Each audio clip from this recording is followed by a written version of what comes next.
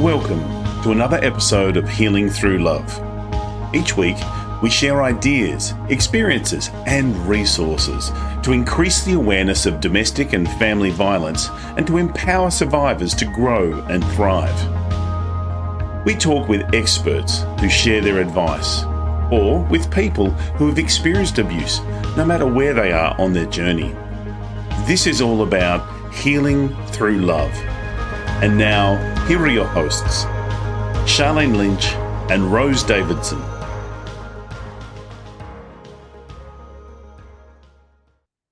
Hello and welcome to the Healing Through Love podcast. I'm Charlene Lynch, and together we're shining a light on hope, resilience, and transformation in the journey to end domestic violence. Each week we bring you inspiring interviews with change makers, survivors, advocates, and experts who are making a difference in the lives of those affected by domestic and family violence. Whether you're on a healing journey yourself or you're supporting someone who is, this is the place for powerful stories, practical tools, and heartfelt inspiration. Let's heal through love. I'm very excited to introduce today our guest, Alan Stevens. He's an international profiling and communication specialist who has spent decades, now he's not that old, so he must have started really early, helping people understand human behaviour, particularly the subtle signs that are often go unnoticed. He's worked with law enforcement, educators, and families to decode patterns of manipulation and control. I love it. And he is the editor and creator of Rapid Trial Profiling System. We're going to find out all about that today. Alan brings his unique perspective on how to recognize the early warning signs of coercive control and how to reclaim confidence and clarity from after abuse. I love it. Hello and welcome, Alan. It's great to have you here. Thanks very much. And thanks very much for the invitation to be here as well. And by the way, I'm probably a bit older than you think I am. So I've been around for quite a long time. Oh, I don't know. Look, I'm just a minute off 60, so I reckon we must be around almost the same age. What do you think? No, well, I'm in my 70s. Well, aren't you holding up very well? He has a wealth of information. Now, I'm curious. This is a unique place to be serving the human race. How did you get here? Well, the main reason I got into reading people, profiling, etc., was 2 divorces, a lot of broken relationships, and even business partners who emptied the bank. So I had to learn. It was the only way I was going to survive in business and survive in my own personal life as well. And so it's been driving me for a long time to help other people to build stronger relationships. First of all, have those relationships and then make sure that the relationships we're created are safe. I love this. Okay, so let's talk about some old wives' tales that we talk about when we're talking about people's facial features. So tell me the story behind the monobrow, like having one brow that goes together across the face. Like, is there a thing there, or is this just an old wives' tale? Well, generally you'll find that when you've got something that's really strong across it, you actually have what in the brow itself, the skin, it's raised. It's a trait that we call being methodical. People who like to do this something the same way over and over again. A lot of people would see them as being stuck in the way that they do things, not open to change. And that can be misjudged as a negativity, as opposed to realizing that, well, every trait we have has an upside and every trait has a downside. The upside is where our strengths are. The downside let us know how we get triggered when we're stressed, and how then set our environment up so that we don't get triggered anymore. And so that's where I first came into this, was getting the understanding of someone's personality first of all, and then through changing the way that I like to be spoken to match the way that they need and want to be spoken to.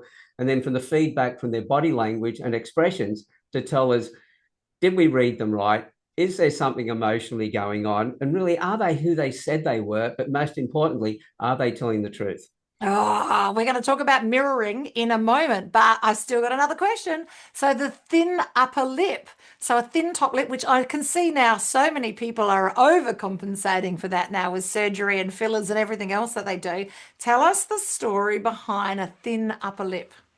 Thin upper lip is more to the point of somebody who is concise when they speak. They may talk a lot about something they're really interested in, but the sentences, the information they give is going to be concise and to the point. Somebody who's got a fuller upper lip, you ask them for directions, they'll give you the grand tour. They'll tell you everything along the way. You know, when you go out the front door, you turn right, you go past this house, and that blue house used to be a greenhouse or whatever it might be, and they'll give you so much information. Whereas concise, like I've got the thinner upper lip as well, hidden underneath my moustache, but you ask me for directions, it'll be go out the front door, turn right, go up to the 3rd street on the left, go up there and you'll find where it is on the 3rd house or 4th house up. That will be my directions. I don't waste words. Yes, the things I'm passionate about, I will talk your ear off, but I'm not going to waste any words in there and embellish them. So I'm not such a storyteller, but somebody with that large upper lip is somebody who is really good at embellishing stories, and they become great storytellers. I love it. I love it. Okay. So is there any connection between introverts, extroverts, and ambiverts with facial features? Yeah, well, you'll find that some of the traits it's a combination of traits, by the way. So I'm looking at about 68 traits. And I'm now looking at some new ones where we're looking at the actual shape of the eyes as well. And there's 15 different eye shapes that will tell us if that person's more likely to be loyal, or there's somebody who's going to be secretive, somebody who is a little bit vengeful, likes to, holds a grudge and then needs to get retribution on that. So we're going well over the 68 traits now, more towards over 80 traits. So we can see those in the face, but it's a combination of those. When we put them together, that then tell us how someone likes to behave. So I'm looking at you, if you don't mind me saying, I can see straight away you put flair into all the things that you do. You have what I call a dramatic appreciation. So great to be a presenter, great to be on stage. But I also see that when you meet people for the first time, you like a little bit of space when you first meet them. So it's not that you're not friendly, it's that you're discerning. You want to work out who's safe to be around and who's not safe to be around. And so I then look at those traits and I see how the combination work together, and therefore how I need to treat you in a way that you feel comfortable. If I'm an employer, for instance, I want to get the best out of you. So I want to make sure you're happy in the work you're doing and the work you're doing suits your personality. You're going to be happier, you're going to go home happier, you're not going to fight with your spouse, you're going to be happier with your kids. And if I'm the business owner, I'm going to make more money. This is why in my game, it's all about how to build the relationships we have to make them even stronger. But because we've got so much coercive control going on, we've got a lot of domestic violence, we've got a lot of bullying in the workplace. And some professions are very high in the amount of narcissists and psychopaths that they have running those organizations. I love it. I love it. So you're saying that with facial features alone, you can determine if someone has a psychological dysfunction. Yes? Well, if they've said that, if I'm looking at their profile, say on LinkedIn, or I've been talking to them, the facial features will tell me what their personality is really like. But then if they're behaving outside of that personality, I know something's going on. And the questions that I then ask after that, or the conversation we've been having, will tell me, is this somebody who is just trying to embellish stories because they want to fit in? Or is it somebody who is trying to manipulate? Because we know when it comes to partnerships or relationships, and we have somebody who's into coercive control, they operate by the initials of CIA, not the actual investigation organization, but it is charm. They charm you, and once they've done that, then they isolate you. And once they've isolated you, that's when the abuse starts to happen. And depending on how you respond to that, they can then throw the extra letter on the end, which is K, which becomes actually killing somebody, the abuse that goes to that level. But understanding whether their personality matches the way they're behaving, but also being able to pick up through the body language and expressions, any variations that aren't congruent or in context with what we're talking about at the time, all of those things become warning signs. And there's so much information that we can call on to make sure that we can keep ourselves safe. Yeah. And if we flip that coin, then, Alan, what I see could happen is that as a survivor myself, is that perhaps maybe we have facial expressions, facial traits, body language that says, I'm a victim, please choose me. Now, this is really quite a challenging thing to say because I'm not pointing the finger at anything, but if I'm reading between the lines of what it is that you're sharing, You're saying that we have a little red light on our head that says, pick me. That's absolutely true. We've found that in research they've done before, where somebody has been through a lot of abuse and they put them in a room with a large number of people and just one or two abusers in there, they usually find that they get gravitated to the abuser. This is something that happens because it's also what we feel about ourselves and whether we believe that we're worthy enough. This is the sort of person that, the only thing that we deserve in our life. And some of those will be at a very deep unconscious level. At the same time, the abusers know how to recognize those people as the body language and things that they put out. They're very good at picking up those signs. And so the more that you can work on your own self-esteem, and this, I would say this to everybody, regardless of whether they've been in a relationship or not, whether they're looking at going into a relationship.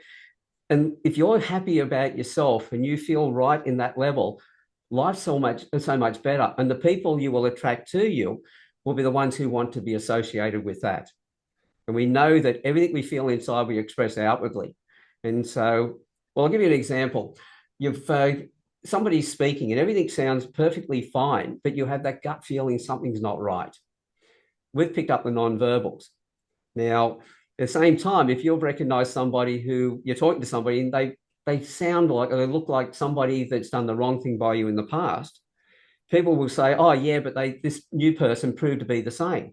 Well, in a lot of cases, it's self-fulfilling prophecy because we don't trust them because they remind us of somebody else. We then turn around and we respond to them in that particular way, and they're going to pick it up because we are all energy beings. We pick up people's body language. If we can look at somebody and everything sounds fine, but we think something's wrong, obviously we've picked up a non-verbal. This told us that things aren't congruent. They're not aligned with what the person's talking about.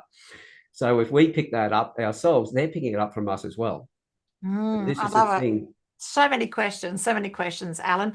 So the facial reading aspect, is it aligned with any other personality assessment tools like DISC or like Gallup? Are any of those attuned to or aligned with the facial features? Well, I used to use Myers-Briggs and DISC profiling and training in those, but once I started looking at the face and reading faces, I just put those aside. Because when you ask people questions with any questionnaire, people will try and second guess what you're asking. And this is how it happened for me. There was a company that taught currency trading. None of their students made any money, even though the instructor was a qualified trader and brilliant at teaching. The end result was when people went live, they were still losing money. So they got me to come in. And back in those days, this is the beginning of the century, beginning of the 2000s. Yeah, I love that term, saying to everybody, oh, the turn of the century. That really makes you feel old. But in this particular case, the people were still losing money. So I just decided to use Myers-Briggs and DISC profiling, etc. When we put people through the profile, then they went through their training. And then when they went live, they didn't match their personalities. And I even went to the level of designing a trading plan that they could use that would look at all the different personality things to make sure they followed it in a certain way that pushed them to make a decision if they were people who struggled at making a decision, slowed people down who rushed into things and all the rest of it. But and that's when I realized they weren't matching their personality, because I realized that people will try and second guess what you're asking. And a lot of them were actually trying to figure out what sort of a personality we have to be a good trader. And I'm going, no, you get stressed no matter how much you practice to be a certain way. When you get stressed, you're going to always revert back to your own personality. The triggers will be triggered and you'll respond in that particular way. So I needed a better way of doing things. So that's why the facial print. And somebody mentioned to me one day, you ever looked at reading faces? Now, my belief all my life has been the most important thing I'll ever learn is the next thing I learn after I think I know everything. So straight away, I went in and learned how to recognize the faces, and then realized that told me how to change the way I like to be spoken to match the other person. But I thought, well, where's my confirmation? Body language and micro expressions, little twitches on the face that happen as fast as a fifth of a second down to 1/25th of a second. And the funny thing is, our eyes can pick it up really well. And this is the thing, when somebody goes, something wasn't right, they've picked one of those indicators up. And if things are misaligned, then you're not going to trust the other person. No matter what they say, you'll be again going, something's not right here. And therefore you then distrust everything they've actually said. Yeah, so Alan, as a survivor myself, thinking back to how I was so tangled up in myself that I was obviously had a little red light on saying pick me, but also I wasn't at a level of awareness to even look at someone else's body language or their micro expressions or anything else in between because I was still damaged and insular and like yes. So the level of awareness just isn't there. So maybe for our listeners today, that could be obviously everything starts with self-worth, self-esteem, and that's where the whole journey starts. But can you at least start to have a level of awareness around the people around you as far as their behaviors, their appearances, their facial structures, their body language? And we're not saying going and judge everybody, or just saying that maybe if you have that level of curiosity, maybe you can think twice. Yeah. Yeah, when you start picking up things that just don't match, if you're talking to somebody and you're talking about something that's really important to you and all the rest of it, and you're talking about something that's not quite right, there's stresses or whatever, and you see a little twitch of a smile, that momentary switch of a smile, they're happy. Well, why are they happy? And so depending on what you've been talking about at the time will determine whether they're being truthful to you. Say, for instance, you're talking to somebody and you're talking about one of your good friends who is now separated from their partner. And this person's also supposed to be their friend. And all of a sudden you see a little twitch on the face, a little smile. Well, they're happy. But the first thing that we've got to determine is, for what reason are they happy? Could it be that, yes, their partner's just broken up with their partner, or their friend's just broken up with their partner, and that partner was, I didn't really like my friend, so I'm happy because of that, because it was about time they got a bit of a wake-up call. Or it could be that their partner is somebody that is really not nice, and you're really happy for them and now free from that person. Or it could even be, well, their partner is now free, and my friend's friend is now available. I've got a shot. It could be. Alan. Okay, yes, it could be all of these things. So knowing more about how the facial structure works and knowing more about body language and micro expressions could really lead us to asking more questions, really, rather than making any assumptions. I love it. But if you want to find out more, if you're listening today and you want to find out more, please reach into the links we've got in the show notes and the show description that will have the link to Alan's website where he's got some fantastic free resources and more information. I love it. Now, before I ask you the final question, I did want to dive into mirroring and have a look, because as a survivor myself, what I did notice is lots of my perpetrators would mirror my behavior to make me feel more comfortable with them. Can we talk about that? Yeah, well, the mirroring and the matching, because there's two levels. Mirroring is when you're looking at somebody and they raise their right hand up and you raise your left. It's like looking in the mirror. Matching is when they raise their right hand and you raise your right hand. So it's the opposite side. Speakers use this all the time on stage. When they are presenting to a stage and they want to get people to say yes to something, they will ask a question and raise their left hand, because most people are right-handed. So when they lift their hand up, it's now matched with them. It's mirrored with them. So the mirroring works quite effectively. The matching is another way of looking at something. The matching could also be the person folds their arms and the other person folds their feet at the ankle point, for instance. So it's looking for that. Do they change exactly as you do? You're talking about something and you lean in and they lean in at the same time. What are their other expressions and things showing you? It's, as you said before, it's not just looking at one thing and taking that as gospel. It's looking at that and asking yourself a question. What did that mean? What other things are aligned with that? If you see that every time you do something, they immediately do it, and you can see they're concentrating on looking at where your hands are moving, etc., and things like that, then you know that they're actually doing this deliberately. But the thing I really point out to people is that I've talked about people charming other people. My question is always, is that person just a charming person, or are they just charming you? how do they treat everybody else around them? Say, for instance, you're going to have coffee or you've gone to dinner with somebody for the first time. They're really charming to you, but how do they treat the waitresses and waiters? How do they treat other people who are walking in and out the door? Do they hold doors for people? Do they smile at them with a genuine smile? If it's only charming for you, you know you're being groomed. It's the beginning of being groomed. Oh, It's I something to be love it, careful of. Alan. We are going to have you back as a guest later on during the year and dive in. If you're listening today and you're a survivor of family and or domestic violence, reach out to Healing Through Love. We've got pamper days, so think day spa on steroids in your local neighborhood. And if you're listening today and you are a person that is heart-centered and maybe a survivor yourself, but you're a wellness practitioner or a beautician, somewhere where you can hold the space for someone, could be a facial massage, a hand massage, could be hair or makeup. If any of those things are something that you can help somebody with, please reach out to Healing Through Love. We're always looking for new practitioners for our beautiful pamper days. Look, in finishing today, I'd just love to know, Alan, what are your final words of wisdom? Well, as I was saying before, don't just take one indicator and just assume that's everything. Look for as many things as you can. When I grew up, my parents used to have 3 ducks over the mantelpiece in the lounge room at the fire. A big one, a smaller one, all flying in the same direction. The old saying, get all your ducks in a row.